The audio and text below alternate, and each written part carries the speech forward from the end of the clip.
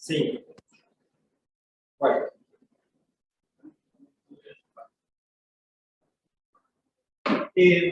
Un poco para hablar para que me escuchen y me vean los que están en Zoom, hablar de bioética al final de la vida, yo voy a tratar de hablar desde un punto de vista eminentemente práctico, porque es lo que me toca vivir, ¿sí? Y aunque algunas cosas pueden extender su relevancia fuera de la terapia intensiva, más que todo voy a referir a lo que pasa dentro de la terapia intensiva. Si la terapia intensiva a lo largo de los años viene complejizándose en tecnología, capacidad, número de camas, capacidad de los médicos, entrenamiento, sofisticación. Cuando yo empecé a hacer terapia intensiva, cualquier médico podía ir a la UTI y ganarse unos pesos. Hoy si no estás a full, no puedes ni saltar. Te da miedo, te vas. ¿Sí? Y esa tecnificación, por un lado, ha salvado muchas vidas, porque vemos pacientes mucho más graves y sobreviven más, pero a su vez, al sobrevivir más, cargan durante más tiempo con sus comorbilidades, con sus cargas, con su dependencia, con su cronicidad, con sus dolores, con su sufrimiento. Las dos cosas pasan. Sobrevivir más tiene precio. Entonces, las ventajas, no sé si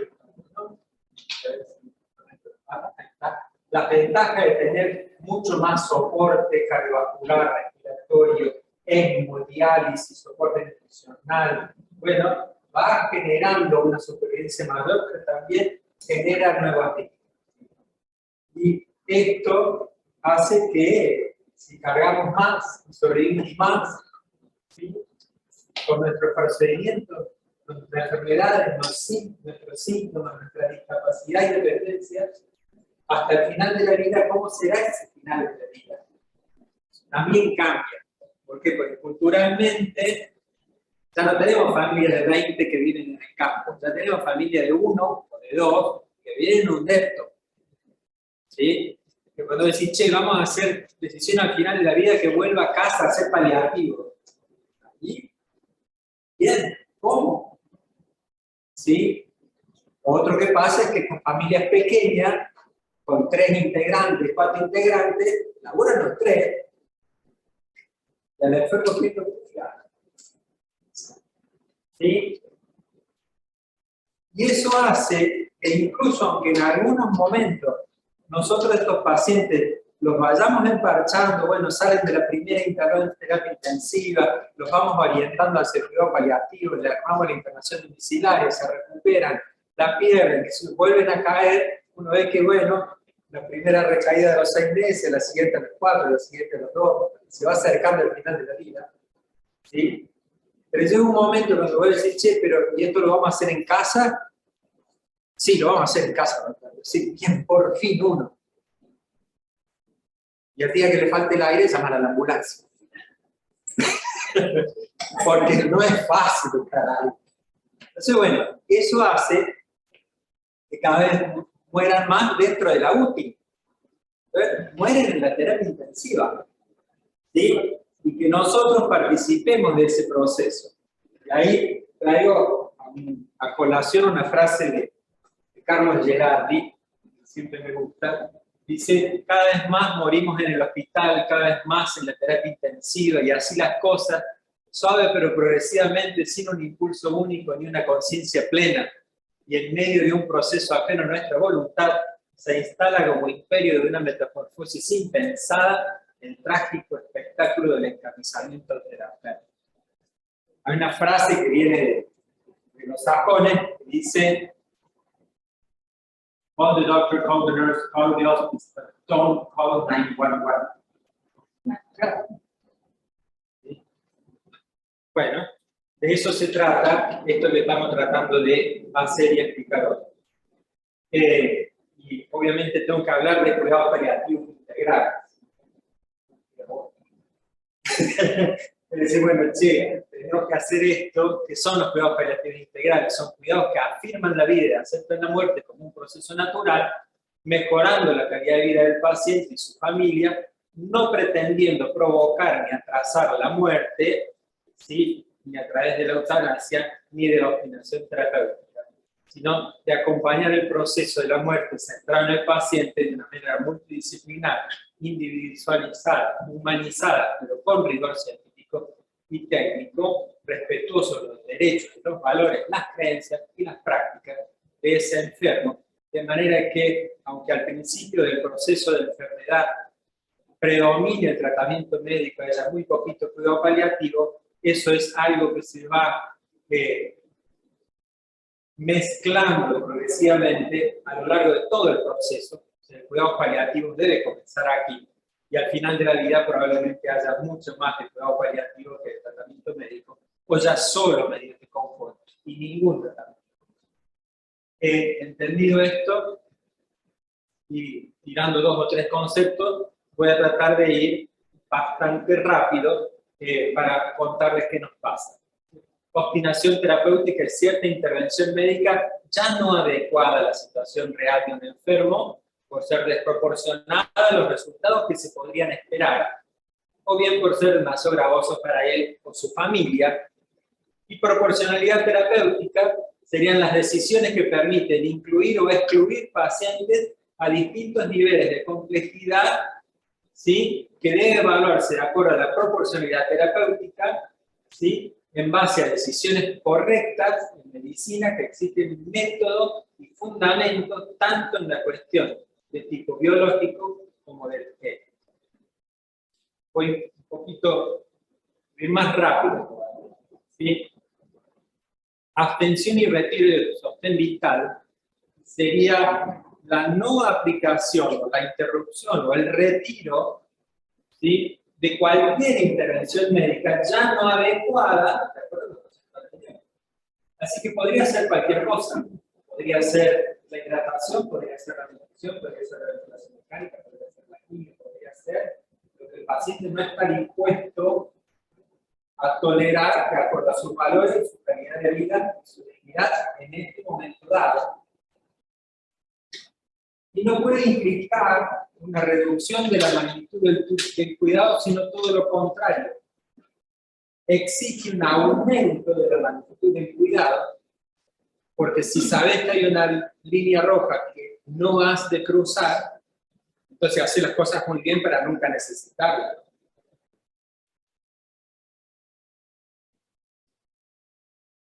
Sino a veces se interpreta y se confunde con una idea de menos cuidado o incluso de abandono, y es todo lo contrario. Voy a pasar rápido por los principios. Bueno, hoy hablamos de los principios clásicos de la bioética, de Jean Piaget, de autonomía, beneficencia, justicia, no maleficencia. Los consideramos valiosos. Consideramos que tienen una jerarquía. Podemos compartir o no las jerarquías. Y podemos decidir en un momento dado que la jerarquía no es una sino otra. ¿Qué nos pasa específicamente con autonomía? Lo que más nos pasa, no voy a entrar en la definición de autonomía, es que poco a poco, perdón, en lo anterior, van perdiendo autonomía. Y cuando ya no pueden decidir, deben hacerse sus familias o sus representantes legales, presentando en muchas ocasiones conflictos entre los mismos o tomando decisiones contrarias a las que él hubiera querido. Eso es lo que no queremos que pase.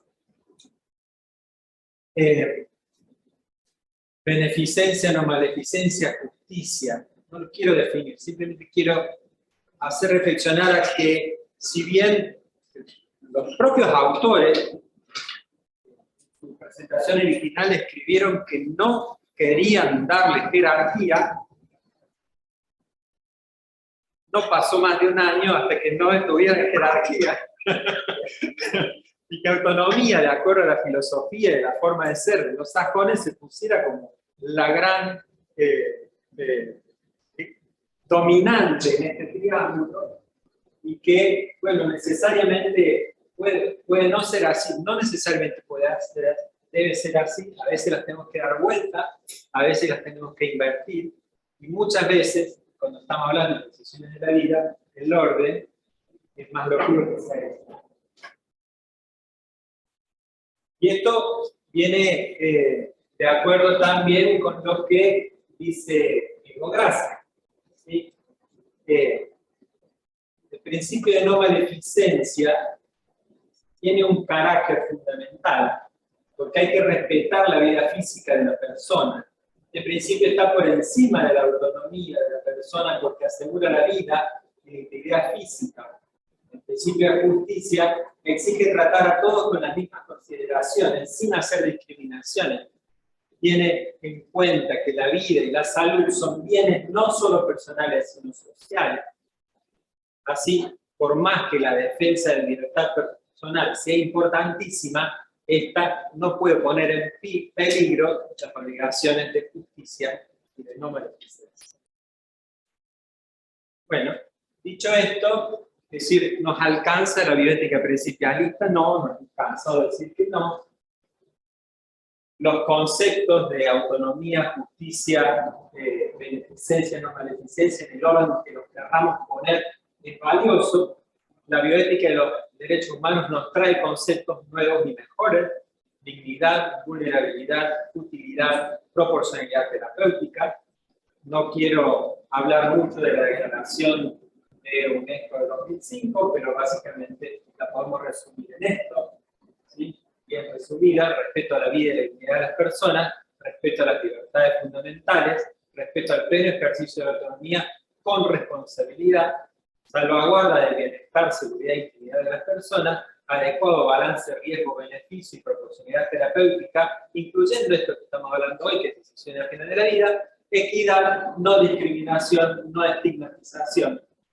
¿Sí? Y por lo tanto, conceptos muy amplios de vulnerabilidad, desde la vulnerabilidad individual, grupal, regional, nacional, continental, ¿sí? Incluyendo algunas de esas que nos afectan a nosotros en todas estas formas, ¿sí? Y el respeto a la diversidad cultural y a la biosfera, creo que son los puntos más representativos, pero todos ellos giran alrededor de la dignidad como el metavalor a la existencia. De esto hablamos. Bueno, hay otros enfoques, no necesariamente basados en la bioética de los derechos humanos, ¿sí? Que a veces son útiles y necesarios. En lo particular, ¿sí? No creo que esto sea una competencia entre valores, o entre criterios, o entre enfoques. Tiene que ser una colaboración. ¿Cómo tener dilemas? Tener más de un modelo de enfoque te ayuda a mirar esos dilemas de formas distintas. Y de esto, hay algunos que nos resultan realmente muy útiles. Por ejemplo, dentro del enfoque utilitarista, el balance calidad de vida previa, calidad de vida residual. Cuando la calidad de vida residual de lo que hace falta para sostener a alguien, ya en el diseño de ese tratamiento, excede lo que el paciente estaba dispuesto a soportar como vida digna, tenés que empezar a plantear las cosas. Es ahí cuando hay que empezar a plantear las cosas. Eso quiere decir que, y lo voy a decir de nuevo después, esta discusión de balance entre calidad y cantidad de vida versus sufrimiento, en un enfoque, calidad de vida previa versus calidad residual, son evaluaciones que se hacen al ingreso. No a la mitad de camino, la mitad de camino ya está intubado, tiene catéter por todos lados, ya le hice todo lo que tenía que hacer. Es al ingreso. Es al ingreso. Es muy importante que las valoraciones acerca de decisiones al final de la vida, la pregunta sobre si existen posiciones tomadas, la pregunta sobre cuáles son las preferencias, las preguntas sobre qué nivel de calidad de vida estaría dispuesto a soportar a la salida, necesariamente son preguntas que hay que hacer. Porque si no, no vas a evitar la vorágine de cosas. Una vez que entra el sistema, ¿sí? Al otro día está intubado, después tiene noradrenalina, después tiene diálisis, después tiene soporte multiorgánico. Cuando llegamos a la decisión al final de la vida, desde ahí, no es que no se pueda hacer, pero seguramente ya nos encarnizamos bastante. Bueno, hay otros enfoques más, desde la doctrina del doble efecto, el enfoque ontológico, el enfoque comunitario y social, la ética y el cuidado, la ética y la virtud, algunas cosas se han hablado hoy. De acá lo único que quiero mencionar es esto, la doctrina del doble efecto hay que tenerla presente todo el tiempo, porque todo lo que decidamos tendrá consecuencias. Las buscadas y las no buscadas. Bien, vamos a ir más rápido.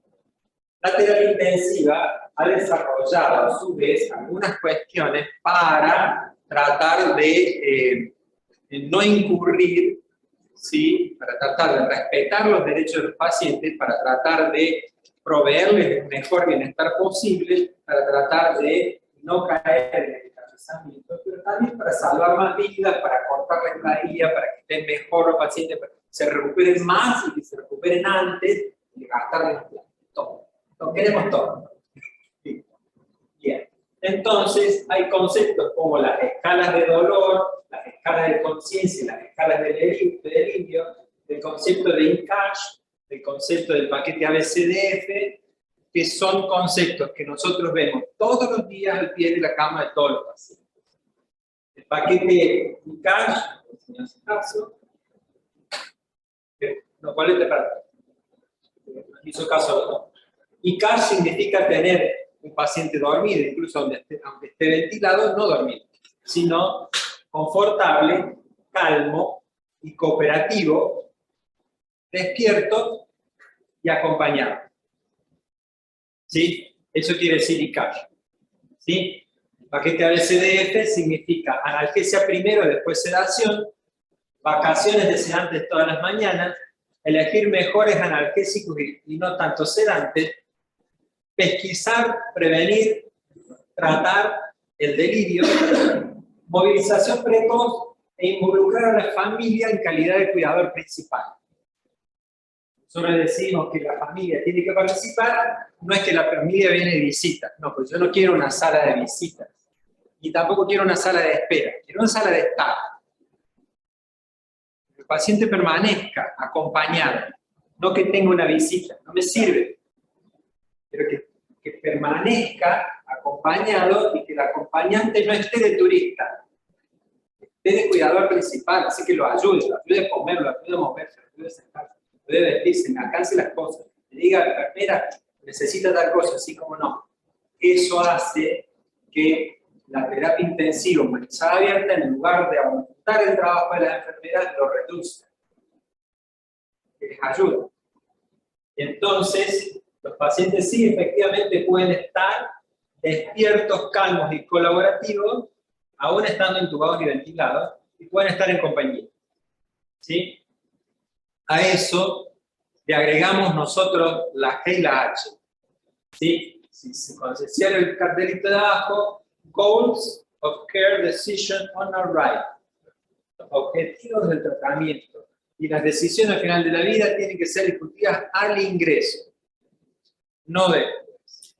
¿Sí? Y la gran H es de medicina humanizada, lo traemos básicamente del proyecto UCI de Gaby Eras. Gaby Eras Lacalle, un español, formado por mucho tiempo en Latinoamérica, que es una sistematización de cómo se hace para tener una terapia intensiva abierta humanizada. Con eso, yo quiero volver ahora a decisiones al final de la vida.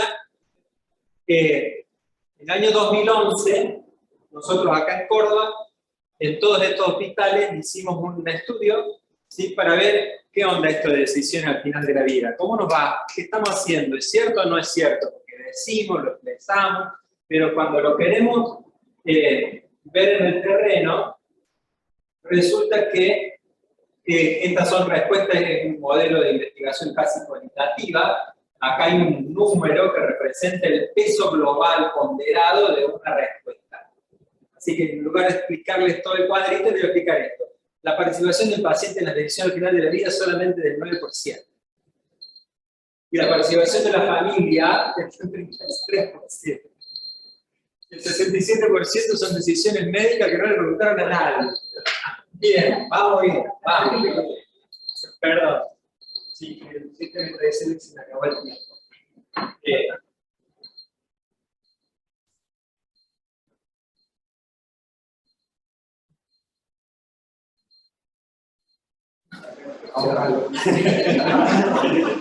Bueno, y cuando hablamos de decir, ¿podemos abstener y retirar todos los tratamientos? Sí, perfecto, sí lo entendemos. Existe una equivalencia moral entre suspender una aspirina y retirar un respirador. Sí, el concepto de futilidad dice que sí.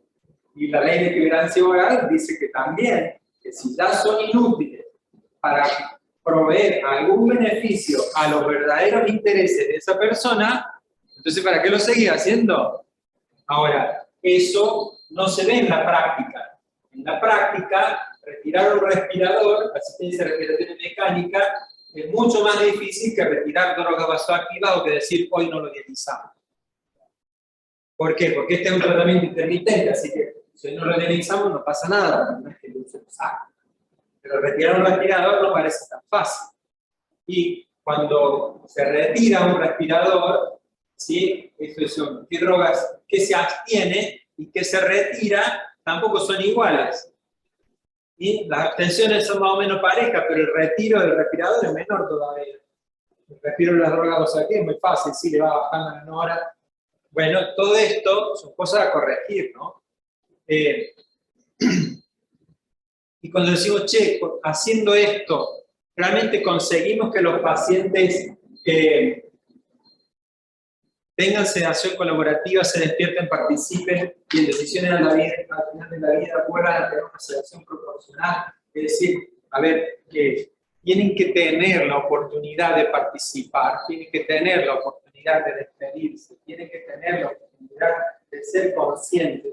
Nosotros creemos que los salvamos de la conciencia de la muerte si los dormimos, y es mentira. Ellos ya te miran y ya saben. ¿Sí? Somos nosotros los del problema. Pero en la práctica real, casi nunca los pacientes consiguen salir a la habitación común, siquiera, y si uno dice cuál es el porcentaje de pacientes que consiguen llegar a casa, una vez que uno dice, sí, este paciente está parado, ya está, estamos acá, paramos acá, bueno, conseguimos darlo de alta en 15%, y a su vez de esos, 2/3 regresan el mismo día o 2 días más tarde, porque la familia no puede con eso. Así que al final solo muere el 5% en casa. Bueno. Lo mismo nos pasa con el conocimiento. Reclamamos conocimiento. Si yo esto lo leí, yo esto lo sé. Bueno, mostrame. ¿Sí? Yo esto lo hago bien. ¿Sí? 91% dice que utiliza escala de sedación, 66% conoce el paquete de CDF. ¿Sí? 87% utiliza drogas para que los pacientes se duerman. 72% de eso es acetina. ¡Apa! ¡Qué mal! 23% todavía los tienen atados. ¿Atados? Para que no se arranquen las cosas. Atados. Bueno. Y solo 16% de las terapias intensivas en la Argentina están abiertas. Las 24 horas. A que entre la familia cuando se le dé la gana. Solo el 16%. Bien. La terapia empeoró mucho, la pandemia empeoró mucho las cosas con el aislamiento social y preventivo, nos llevó muchos problemas, el ejercicio de los principios de responsabilidad y precaución, que son los dos principios cautelares, no solamente se aplicaron en Argentina, para generar el aislamiento social y preventivo. Hay otros países que hicieron lo mismo, como Alemania, como España, sobre todo el mundo, frente a lo desconocido, la posibilidad de la muerte, la ausencia de tratamiento y la ausencia de vacuna, dijo, acá se cierra todo. Principio de responsabilidad, si mantenemos esta vez, no hará falta más principios. ¿Sí? El principio de precaución aparece después, que empiezo a asomar, ¿qué onda? Podemos dejar salir a alguien, sí, que salgan esto, lo esencial, que salgan esto otro, y que salgan aquello, uy, se contagiaron, listo, esto no se hace más. Listo. Bueno, eso nos pasó, pero junto con eso nos pasaron cosas realmente muy difíciles.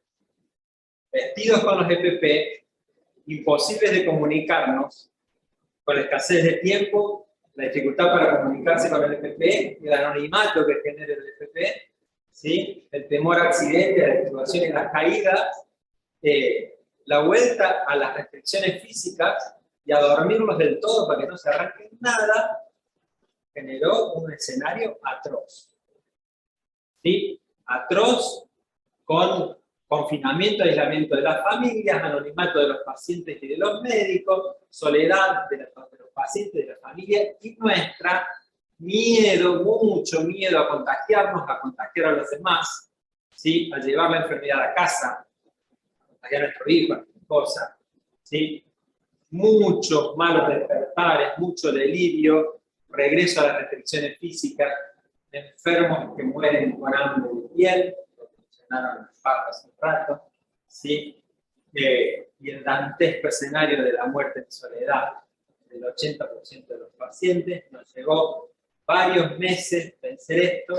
Hay una editorial de Gabriel a la calle, ese es el título, COVID no se escribe con H, hablando de humanización, y eso se pudo vencer hablando, convenciendo, impulsando. Córdoba fue uno de los primeros en tener una pauta de acompañamiento de pacientes en situación de autonomía en el contexto de pandemia.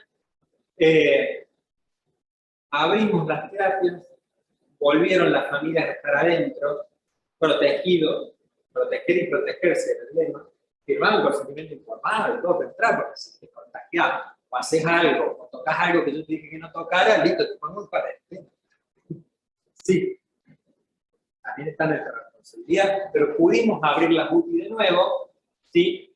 Y finalmente, este año tenemos la ley de cuidados paliativos integral, ¿sí?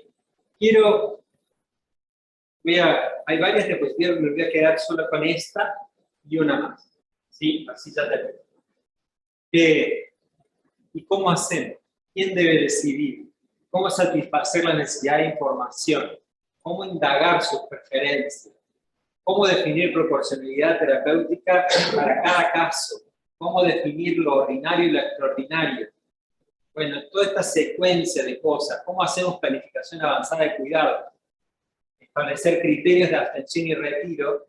La discusión final de calidad sobre que todo esto, lo anterior, está realmente claro y bien hecho. Y el registro adecuado de la historia clínica y investigación médica. Muchas veces estas cosas se manejan verbalmente y después no quedan escritas en ninguna parte. No, todo esto se tiene que escribir.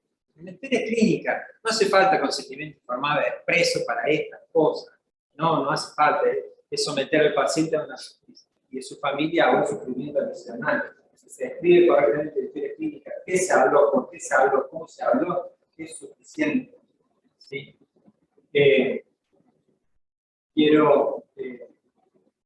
Usamos algunas herramientas.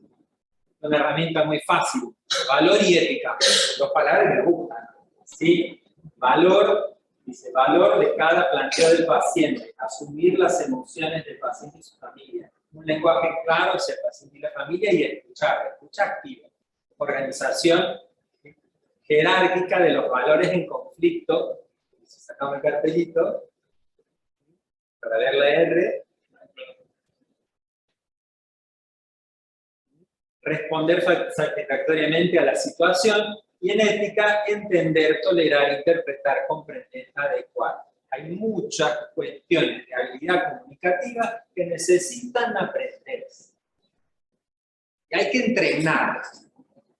Pueden enseñar y se pueden aprender. No son habilidades innatas. ¿Sí?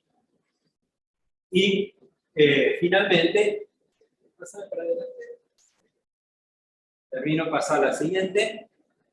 Utilizamos modelos para hacer todo el análisis. Una vez que el análisis está hecho, de cada una de las cuestiones que ven arriba, es decir, sobre las indicaciones y la certeza del estadio real y del pronóstico que tiene el paciente, y una serie de cuestiones para estar seguro de que es cierto o qué nivel de incertidumbre podemos manejar. A veces no tenemos. ¿Cuáles son las preferencias del paciente acerca de cómo quiere vivir ese proceso? ¿Qué calidad de vida residual espera como mínima? ¿Sí? ¿Y en qué contexto? Y si uno resuelve esto, dice, bueno, con esto tengo suficiente herramientas para decir, listo, a compartir, escucha activa, un diálogo de calidad, se escribe y se ejecuta. ¿Verdad? Que funciona bastante bien. Y las consultas al Comité de Ética Clínica son excepcionales porque no hacen falta. ¿Cómo para ver? Gracias.